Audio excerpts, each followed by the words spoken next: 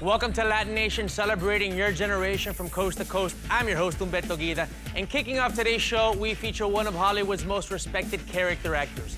He is film and television veteran Clifton Collins Jr., and the acting chameleon is back as the star of a highly anticipated thriller called Transpecos.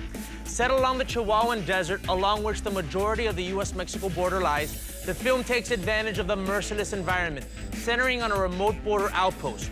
For 3 Border Patrol agents working the desert checkpoint, including Clifton's character, the contents of one car will reveal an insidious plot within their own ranks. And if you want to know more, you have to stay tuned right here, because coming up is Clifton Collins Jr. telling us about Transpecos only on LatiNation. My name's Clifton Collins Jr., and I'm an actor and a director and a producer. Good afternoon, sir. You a U.S. citizen? I am. Yeah?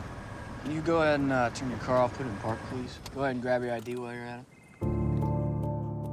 it. My greatest fear is that I run out of characters in a film like Transpecos. You know, one of the things I said to Greg Cuidar, after Skyping with him for about an hour and a half, I went over with all my script notes, which was the entire script. I went through the whole thing. I said I wanted to meet my technical advisor, which was imperative for me to create the character that I did and to gain the backstory that I needed to learn. Where are you coming from? Pops, I already Down checked in Terralingua. My cousin lives down there. He was a little sick, so I was just bringing him some Boris, groceries. what the f is this? Well, that's very nice. Did you tell him to let me do my Did job? you forget your house keys, or did you put those somewhere else? You know, upon reading the script for the first time, it was really evident to myself that the environment was very much one of the central characters of the piece. So that said, it was important to know who was shooting it. And I said, who's your DP? I mean, because as this reads, like, it's clear to me that the landscape's very much a character in this piece, and somebody that it's a thing that we're consistently dealing with.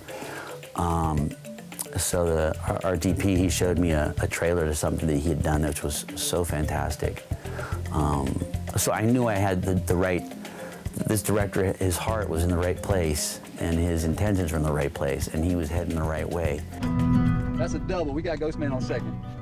I see you girls finished playing grab ass out.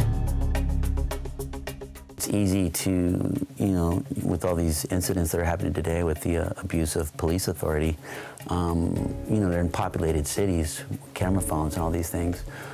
You know, it's hard to, you know, out of sight, out of mind. You know, there's a lot of activity that happens in these less populated areas. But that said, you know, when it's outside, out of mind, it's so easy to not be accountable.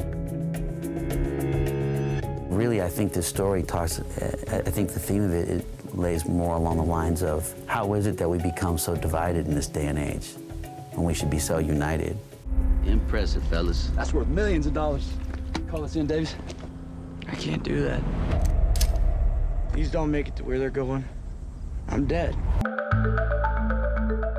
One of the things my grandfather always taught me was they came from such humble beginnings. There were days when they didn't even eat. So he was always involved with charities and helping kids, especially children. I mean, it's something that matters. So that's something that I was blessed enough to learn from him.